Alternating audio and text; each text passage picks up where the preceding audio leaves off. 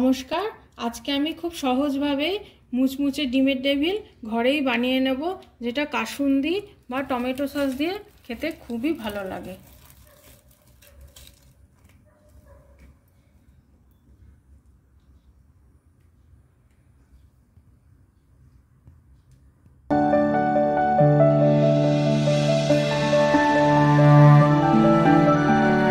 বানানোর জন্য আমি এখানে 7টা ডিম সেদ্ধ নিয়ে নিয়েছি আর সিদ্ধ আলু নিয়ে নিয়েছি হাফ কেজি মতন।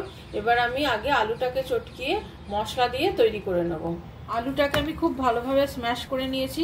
এটা খুব ভালো করে স্ম্যাশ করতে হবে, কোনো মোটা আলুর দানা থাকলে কিন্তু চলবে না। এবার আমি এক এক করে মশলাগুলো মিশিয়ে দেবো। প্রথমে আমি দিয়ে দিলাম কিছু ধনেপাতা, তারপরে দিয়ে দিলাম কাঁচা লঙ্কা, তারপরে দিয়ে দিলাম 1 টিস্পুন গোলমরিচের গুঁড়ো, 1 টিস্পুন নুন, আর এটা হচ্ছে ভাজা মশলা, জিরে ধনে শুকনো খোলায় ভেজে আমি এটা গুঁড়িয়ে রেখেছি। এই মশলাটা আমি দিয়ে দেবো। এবার এটা আমি ভালো করে সব একসাথে মেখে নেব। এটা 3 টিস্পুন দিলাম। এবার এটা ভালো করে আমি মেখে নেব এইভাবে। আলুটা আমি সমস্ত মশলা দিয়ে খুব সুন্দরভাবে স্ম্যাশ করে দিয়েছি। ফ্রাই প্যানে আমি কিছুটা সরষের তেল দিয়ে নিলাম। তেলটা গরম হয়ে গেলে আমি এর মধ্যে পেঁয়াজ কুচো করে রেখেছি সেটা দিয়ে দেবো। গরম হয়ে গেছে। এবার আমি পেঁয়াজ কুচো করে রেখেছিলাম, এখানে 2টো বড় সাইজের পেঁয়াজ আছে, পেঁয়াজগুলো আমি এর মধ্যে দিয়ে ভাজা করে নেব।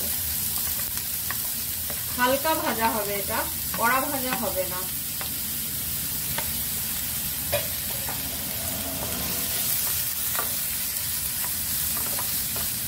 পেঁয়াজটা আমার হালকা পিঙ্ক হয়ে গেছে। এবারে আমি এর মধ্যে আদা রসুনের পেস্ট দিয়ে দেবো,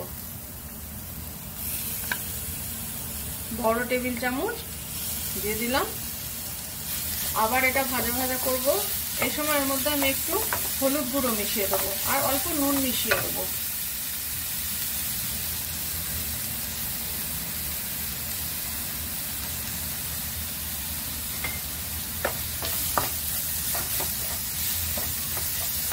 মশলাটা আবার ভালো করে কষানো হয়ে গেছে। এবার আমি মশলা মিক্সড করা যে আলু সেদ্ধটা ওইটা এর মধ্যে দিয়ে দেব।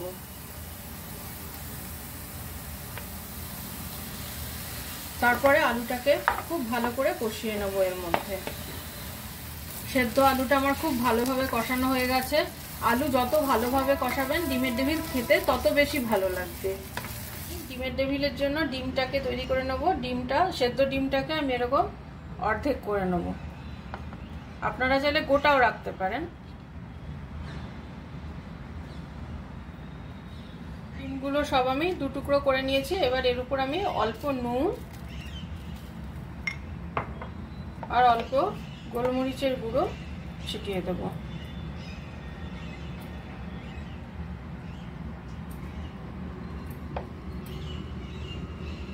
এবার আমি ডিমের টেবিলটাকে শেপ দেব। দেখুন আমি কিভাবে ডিমের টেবিলটাকে শেপ দিই। আলুটা আমি ঠান্ডা করে নিয়েছি। এবারে এইভাবে আলুটাকে নেব। এটাকে উল্টো দিকে দিতে হবে, না হলে কুসুমটা বেরিয়ে আসার সমস্যা থাকে। উপর দিয়েও আলু দিতে হবে।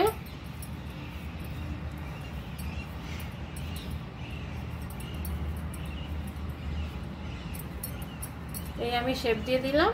এইভাবে প্রত্যেকটা ডিমের টেবিল আমি বানিয়ে নেব। আমি আরেকটাও বানিয়ে দেখাচ্ছি। প্রথমে এরকম ভাবে হাতের চেটোয় আলু নিতে হবে, আলুটাকে 4টা করে নিতে হবে, ডিমটাকে উল্টো দিকে দিতে হবে, তারপরে এইভাবে এটাকে বন্ধ করে দিতে হবে যাতে ডিমটা কোনোভাবে দেখা না যায়।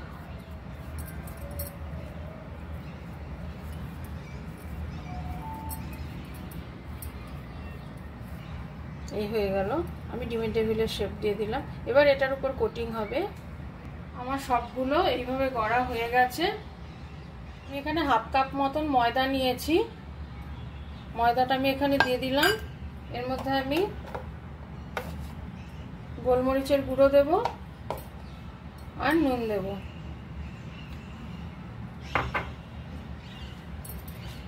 মিশিয়ে নেব। এবার এর মধ্যে জল দিয়ে গুলে নেব। আপনারা চাইলে ডিম দিতে পারেন, কিন্তু আমি ডিম দেব না। ডিম দিয়ে ভাজলে তেলের মধ্যে ফেনা ওঠে, এটাতেও ভালো। ময়দাটা আমি এভাবে জল দিয়ে পাতলা করে গুলে নিয়েছি, এটা কিন্তু গাঢ় হবে না। এখানে আমি ব্রেড ক্রাম্ব ঘরেই তৈরি করে নিয়েছি, ঘরে থাকা পাউরুটি। বাসি ব্রেড হলে আরও ভালো হবে জিনিসটা। মিক্সার গ্রাইন্ডারে ঘুরিয়ে নিয়েছি, আমার ব্রেড ক্রাম্ব তৈরি হয়ে গেছে। এটা দিয়ে কিন্তু খুব ভালো মুচমুচে ডিমের টেবিল তৈরি হবে। এবার আমি এতে অল্প একটু নুন মিশিয়ে দেবো। এবার আমি এক এক করে ডিমের টেবিলটাকে কোট করে নেব। প্রথমে ব্রেড ক্রাম্ব, তারপরে এটা ময়দার মধ্যে ডুবিয়ে দেব, তারপর আবার এটা আমি সেকেন্ড কোটিং করব, তাতে বেশি মুচমুচে হবে জিনিসটা। খুব ভালো করে কোটিং করতে হবে সেকেন্ড কোটিংটা। এই হয়ে গেল আমার ডিমের টেবিল। আমি আর একটাও তৈরি করে নেব।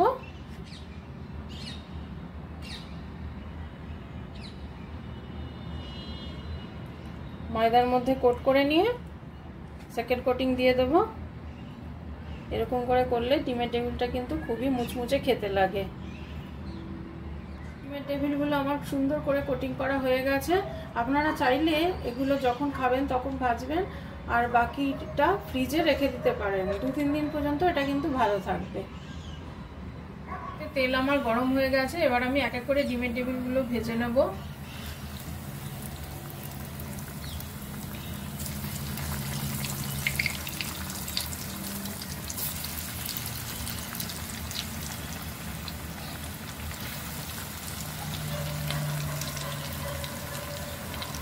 টেবিলগুলো আমি উল্টিয়ে পাল্টিয়ে ভেজে নিয়েছি। গ্যাসের আঁচটা এই সময় একটু কম থাকবে। দেখুন ডিমের টেবিলগুলো কিন্তু আমার ভাজা হয়ে গেছে, ক্রিস্পি ডিমের টেবিল তৈরি হয়েছে।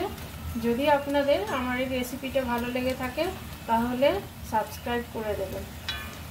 ডিমের টেবিলগুলো আমি ব্রাউন করে ভেজে তুলে নিয়েছি। আমার ডিমের টেবিল কিন্তু একেবারে খাওয়ার জন্য রেডি হয়ে গেছে।